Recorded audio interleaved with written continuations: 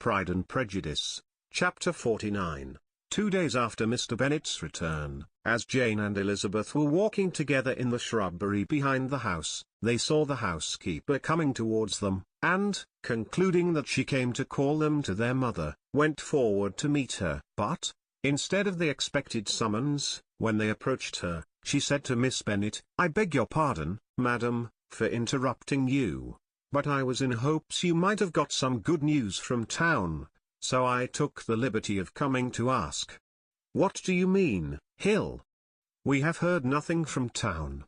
"Dear madam," cried Mrs. Hill, in great astonishment, "don't you know there is an express come for master from Mr. Gardiner? He has been here this half hour, and master has had a letter."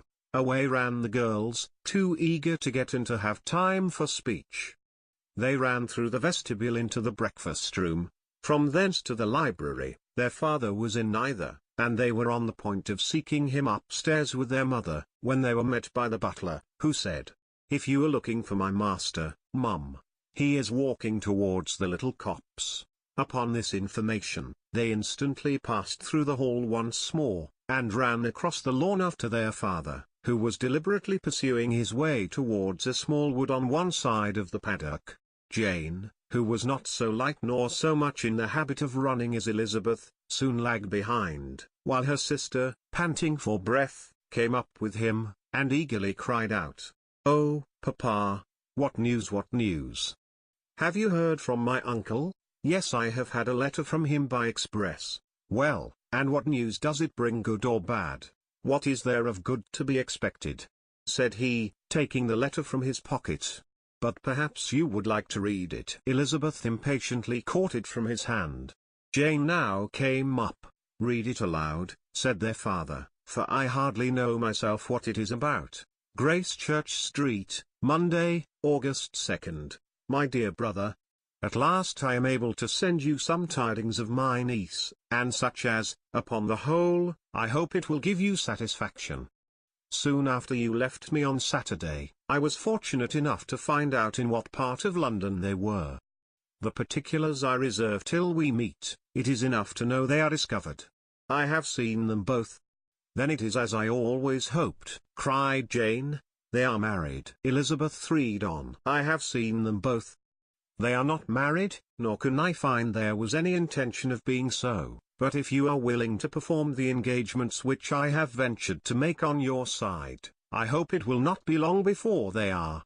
All that is required of you is, to assure to your daughter, by settlement, her equal share of the £5,000 secured among your children after the decease of yourself and my sister, and, moreover, to enter into an engagement of allowing her, during your life, £100 per annum.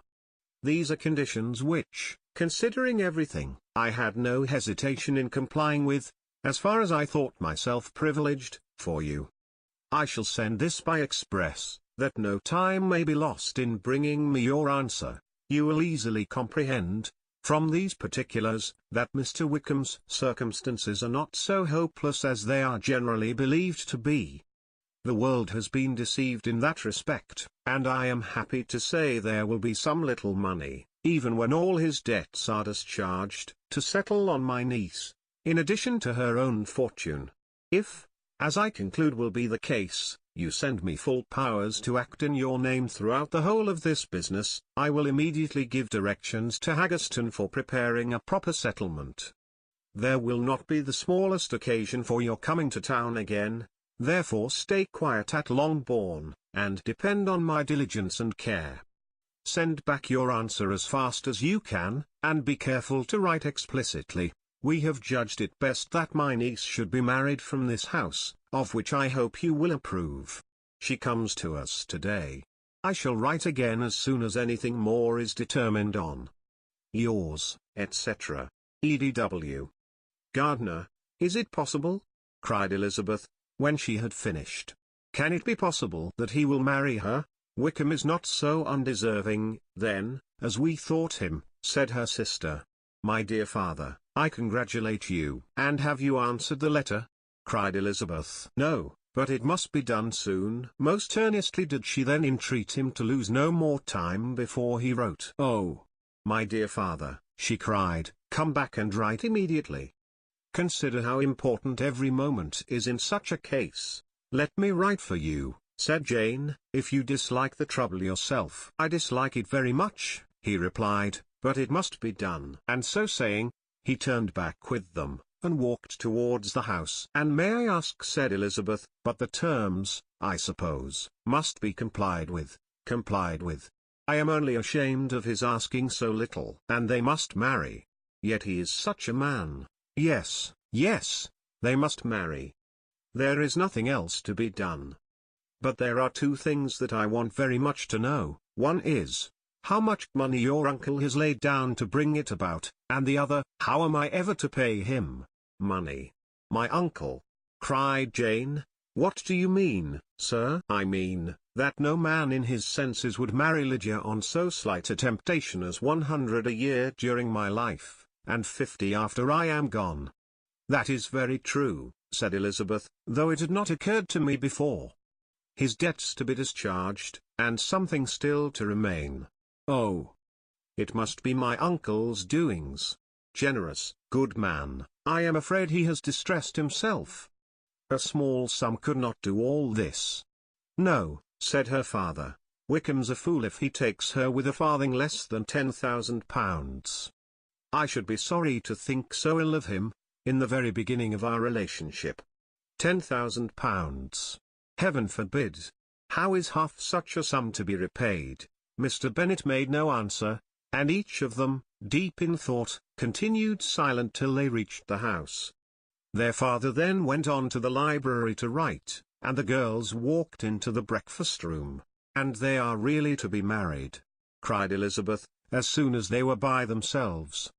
"How strange this is! And for this we are to be thankful. That they should marry, small as is their chance of happiness, and wretched as is his character, we are forced to rejoice."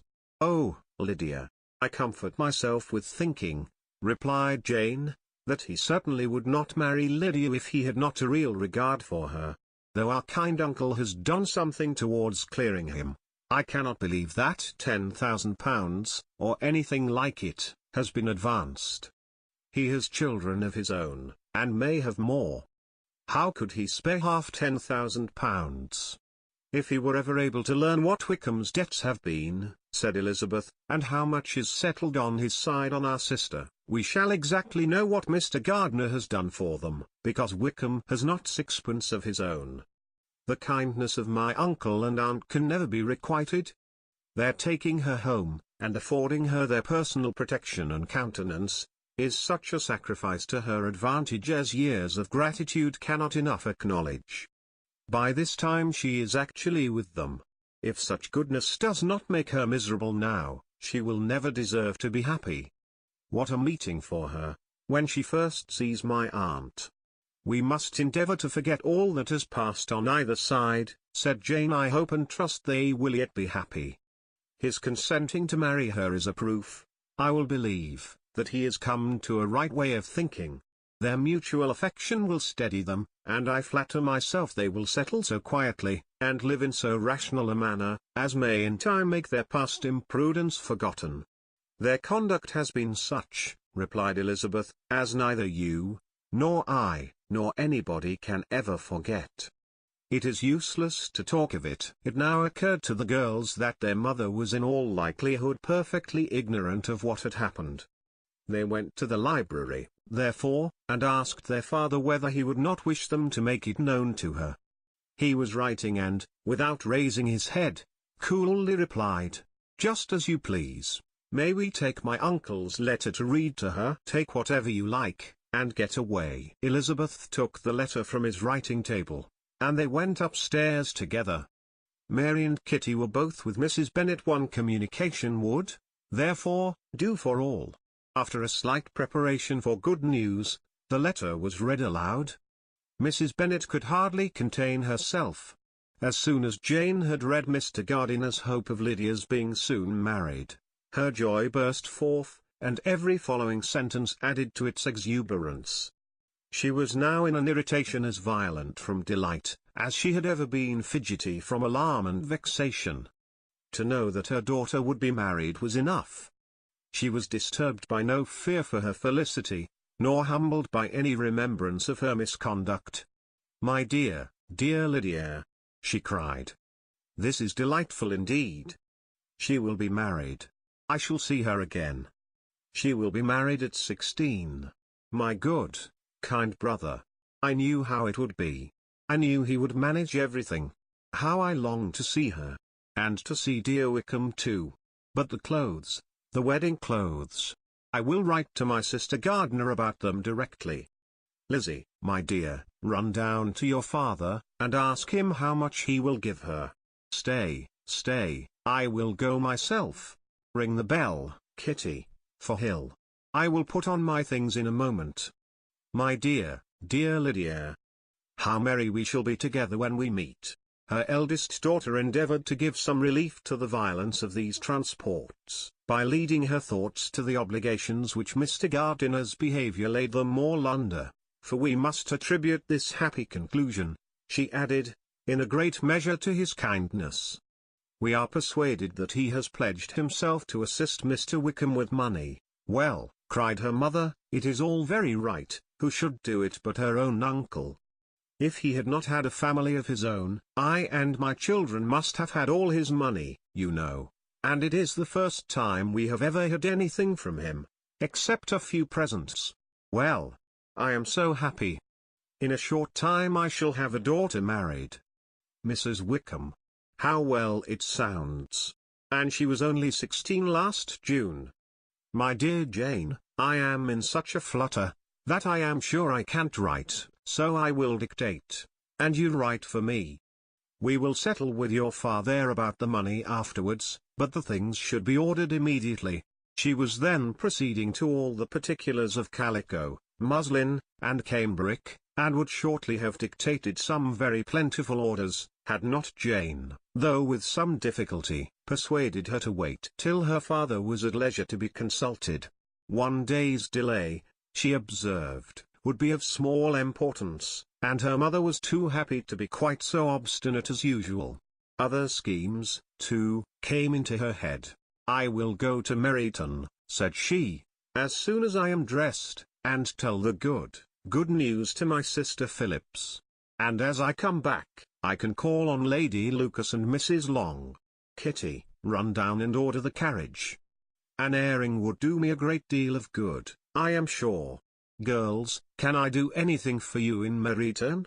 Oh, here comes Hill. My dear Hill, have you heard the good news? Miss Lydia is going to be married, and you shall all have a bowl of punch to make merry at her wedding." Mrs. Hill began instantly to express her joy. Elizabeth received her congratulations amongst the rest, and then, sick of this folly, took refuge in her own room, that she might think with freedom. Poor Lydia's situation must, at best, be bad enough, but that it was no worse, she had need to be thankful. She felt it so, and though, in looking forward, neither rational happiness nor worldly prosperity could be justly expected for her sister, in looking back to what they had feared, only 2 hours ago, she felt all the advantages of what they had gained.